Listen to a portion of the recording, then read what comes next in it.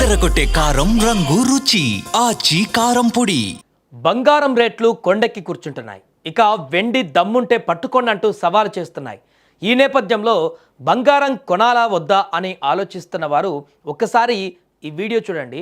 చరిత్రలో ఎప్పుడూ లేని విధంగా, కలలో కూడా ఊహించని విధంగా ధరలు పెరిగాయి. గురువారం ఒక్కరోజే రేట్లు చూస్తే కళ్ళు బైర్లు కమ్మడం ఖాయం. అసలు ఇంతలా రేట్లు ఎందుకు పెరిగాయి? తులం బంగారం 1,50,000 దాటడానికి కారణం ఏంటి? రాబోయే రోజులలో రేట్లు తగ్గుతాయా, ఇంకా పెరుగుతాయా? పూర్తి వివరాలు ఈ వీడియోలో తెలుసుకుందాం.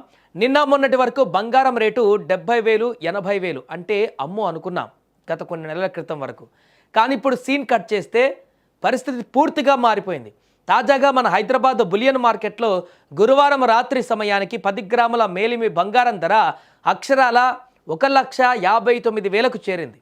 అవును, మీరు విన్నది నిజమే, 1,59,000. ఇక వెండి విషయం అయితే చెప్పక్కర్లేదు. కిలో వెండి ధర 3,26,000 దాటేసింది. దీంతో సామాన్యులు కనీసం కాళ్ళ పట్టీలు కొనాలన్నా కూడా ఆలోచించవలసినటువంటి పరిస్థితి వచ్చేసింది. అసలు ఒక్కసారిగా ఇంత భారీ పెరుగుదల ఎందుకు? దీనికి ప్రధాన కారణం అంతర్జాతీయ మార్కెట్. గ్లోబల్ మార్కెట్లో బంగారం ఔన్స్ ధర $4,900 దాటగా వెండి ఔన్స్ $96 దాటింది. ఇది మామూలు విషయం కాదు. దీనికి 3 ముఖ్య కారణం. ప్రపంచ దేశాల మధ్య యుద్ధ వాతావరణం నెలకొనడమే. దీంతో ఇన్వెస్టర్లు షేర్ మార్కెట్ కంటే కూడా బంగారం పైనే నమ్మకం పెట్టుకున్నారు. ఇక రెండవది డాలర్ ఆధిపత్యం. రూపాయి విలువ పడిపోవడం వల్ల మనం విదేశాల నుంచి బంగారం కొనాలంటే ఎక్కువ డబ్బులు ఖర్చు చేయవలసి వస్తుంది. దీనికి తోడు చైనా, రష్యా వంటి దేశాలు టన్నుల కొద్ది బంగారాన్ని కొని దాచుకుంటున్నాయి.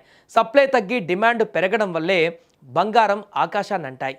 సరే, ఇప్పుడు అందరిలో ఉన్నటువంటి ప్రశ్న ఒకటే, ఇప్పుడు కొనాలా లేక తగ్గేదాకా ఆగాల? నిపుణుల అంచనా ప్రకారం ప్రస్తుతం మార్కెట్ చాలా అగ్రెసివ్గా ఉంది.